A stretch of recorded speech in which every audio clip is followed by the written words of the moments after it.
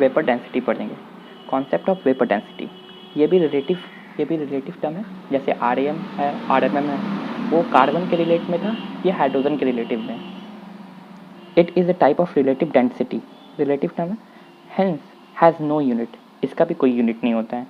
Vapour density का formula होता है density of gaseous substance at some temperature and pressure divide by density of H2 gas at some pressure and temperature. Pressure और temperature fix रहता है। Formula होता है vapour density, density of gaseous substance at some pressure divide by density of H2 gas at some pressure. इसको थोड़ा और solve करके एक मॉडिफाइड फॉर्मूला बनाते हैं। PV is equal to nRT, ये आइडियल गैस इक्वेशन है, ये आइडियल गैस इक्वेशन है। PV is equal to nRT। N mole है, R गैस कांस्टेंट है, T टेम्परेचर है, P प्रेशर है, V वॉल्यूम है। मोल्स को लिख सकते हैं mass by molar mass. PV is equal to mass by molar mass into RT, और वॉल्यूम को उधर लेके शिफ्ट कर दीजिए, mass by volume into RT, और M को RT के नीचे रख दीजिए, RT बाय M। तो मास बाय वॉल्यूम क्या होगा, डेंसिटी हो जाएगा, density RT, P is equal to DRT by M। D for density, यहाँ पे D डेंसिटी पे स्टैंड होता है, और R जो है गैस कांस्टेंट है। ये अभी थोड़ा देर आगे बस पढ़िएगा, थोड़ा देर में PV is equal to nRT detail में पढ़िएगा, आइडियल गैस इक्वेशन, और एक चैप्टर भी है आइडियल गैस। अब D is equal to PM by RT, ये डेंसिटी निकल गया। प्रेशर और टेम्परेचर फिक्स है इसमें, तो यहाँ प्रेशर और टेम्परेचर फिक्स करके रख देंगे। PM कोई भी सब्सटेंस, कोई भी गैसियस सब्सटेंस जिसका मास होगा M, जैसे क्लोरीन हुआ, क्लोरीन का मास MCl हो जाएगा, मास ऑफ क्लोरीन। किसी का भी, जिसका भी वेपर डेंसिटी निकालना है, ऑक्सीजन है, ऑक्सीजन का निकालना है, PM बाय RT, और ये P2 हाइड्रोजन का divide by density of hydrogen. तो हाइड्रोजन का मास 2 होता है, H2 का, H2 गैस का 2 होता है, P2 RT, RT से RT कटा, P से P कटा, M बाई 2 बचा, mass of a substance by 2। Vapour density का फॉर्मूला हो जाएगा मास ऑफ सब्सटेंस बाई 2। अब एक क्वेश्चन है, ये mixture of gas off CO carbon monoxide and helium gas इस मोलर रेशियो दिया है, मास रेशियो नहीं दिया हुआ है, ये मोलर रेशियो दिया है 1:7 का। तो डायरेक्ट ही बना लेंगे। Calculate vapour density of the mixture. पहले तो इसका मिक्सचर का मास निकालेंगे, जो मास आएगा उसको डिवाइड बाई 2 कर देंगे तो वेपर डेंसिटी आ जाएगा डायरेक्ट। पहले मिक्सचर का मास निकालने के लिए फॉर्मूला होता है N1M1 plus N2M2 bye N1 plus N2। जैसे CO है और हीलियम है, CO का मास कितना होगा 12 प्लस 16 28 ग्राम, और हीलियम का 4। मोलर रेशियो दिया हुआ है 1:7 का। अब एवरेज मोलर मास, इसका एवरेज मोलर मास हो जाएगा N1M1 plus N2M2 bye N1 plus N2। अब यहाँ वैल्यू पुट करिएगा, 1 N1 1 है, 28, 1 इंटू 28 7 इंटू 4 28 बाय 7 प्लस 1 8। इसको सॉल्व करिएगा, 56 बाय 8 7। इसका मोलर मास 7 आ गया। तो अब वेपर डेंसिटी का फॉर्मूला हो जाएगा M/2, M/2, मोलर मास 7 है बाई 2, तो 3.5 वेपर डेंसिटी हो गया। बस ये फॉर्मूला इंपॉर्टेंट है, वेपर डेंसिटी हो जाएगा मास ऑफ सब्सटेंस बाई 2। ये निकला कैसे है, ये डेंसिटी ऑफ, पहले मैंने डेंसिटी निकाल लिया एक P और T के टर्म में, जिसमें P और T इसमें दिया हुआ है कि कांस्टेंट है, P और T के टर्म में कांस्टेंट है, PM बाय RT। आप ये डेंसिटी ऑफ गैसेस सब्सटेंस, किसी भी सब्सटेंस का PM by RT by density of H2, P mass इसका 2 हो जाएगा, P2 बाय RT कटा, PV कट गया, बस M/2 mass of substance by 2। ये वेपर डेंसिटी का फॉर्मूला है। बस यहाँ पे मास, मोलर मास निकालना है, एक एक्स्ट्रा पहले से जो पढ़े उससे निकाल लिया एक्स्ट्रा चीज़, और जो अभी जो कॉन्सेप्ट से पढ़े m/2 कर दिए 3.5 आ गया।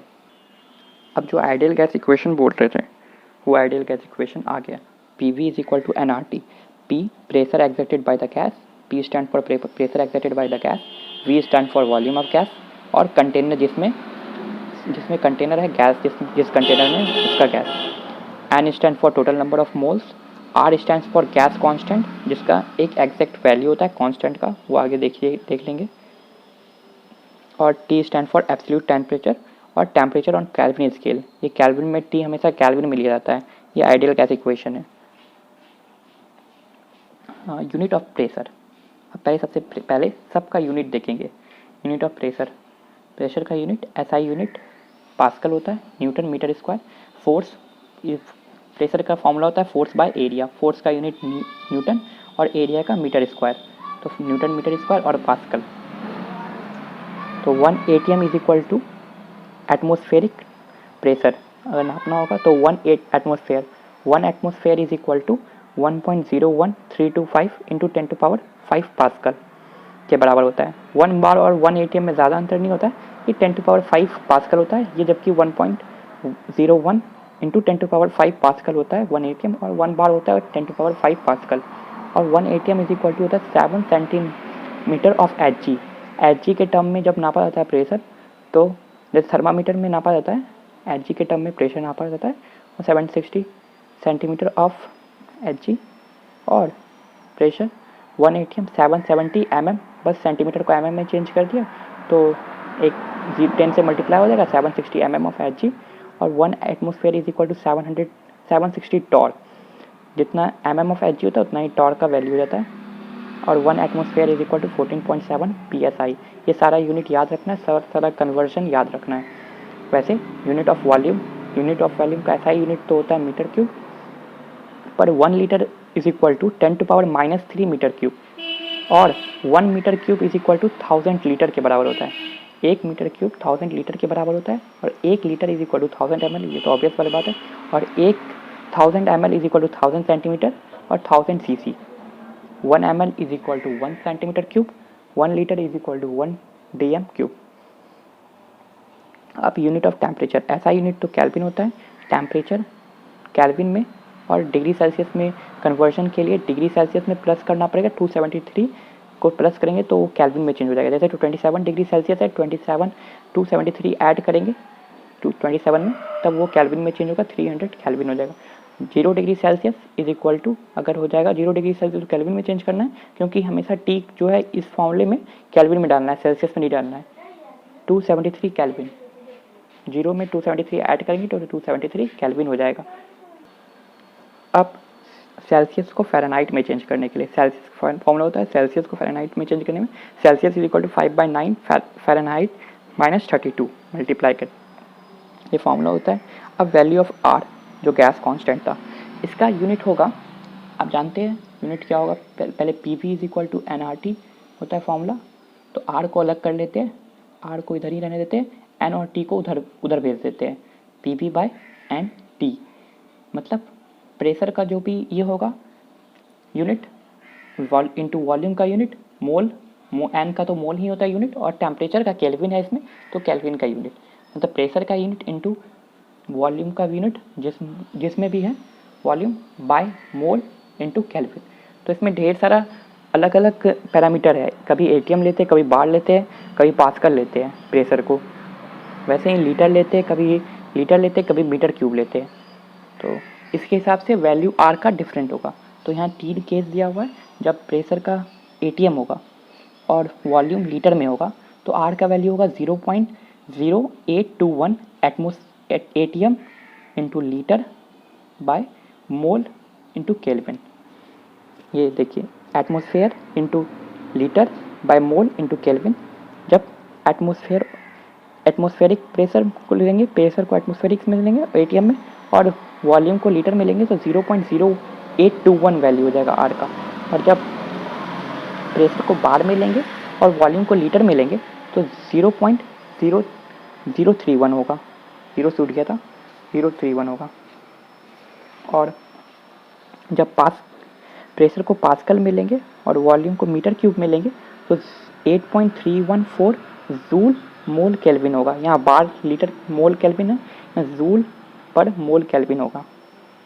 अब ये कुछ इंपॉर्टेंट रिजल्ट जो रिमेंबर कर लीजिए, कैलकुलेशन में बहुत इजी होगा। जब 0.0 ये आर का वैल्यू है, जब एटीएम और लीटर मिलेंगे तब 0.0821 इंटू 273, ये 0 डिग्री सेल्सियस है या 273 मल्टीप्लाई होगा तो 22.4 होता है। कैलकुलेटर से कैलकुलेट चेक कर लीजिएगा, इतना ही आएगा। 0.021 अगर 300 केल्विन से मल्टीप्लाई करेंगे 24.63 होता है। अगर 0.0831 273 से मल्टीप्लाई करेंगे तो 22.7 होता है। एक क्वेश्चन है,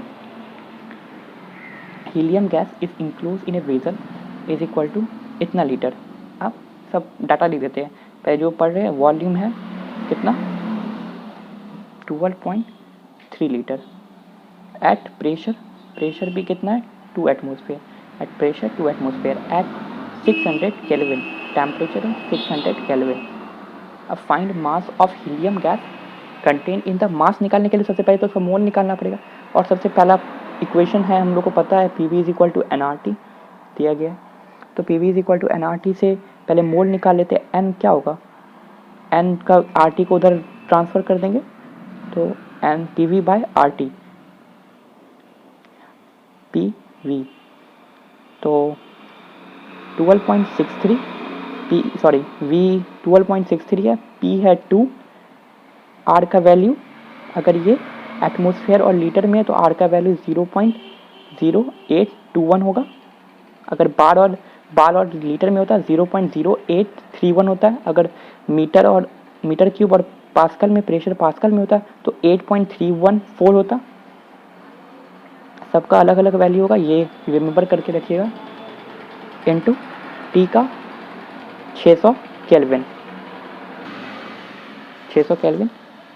अब इसे 300 से कटा दिया, 2 से 600 कटाया 300, और इसका वैल्यू तो पता है 0.0821 इंटू 300 कितना होगा।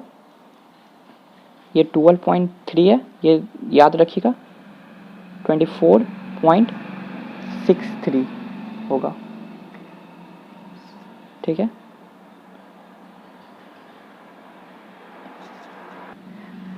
इसे 6 तक ही मानिए, कैलकुलेशन में इजी हो जाएगा। ये 2 से कट जाएगा, 24.6 ही मानिए, 2 1/2 हो जाएगा। मोल इसका n इज इक्वल टू 1/2 आया।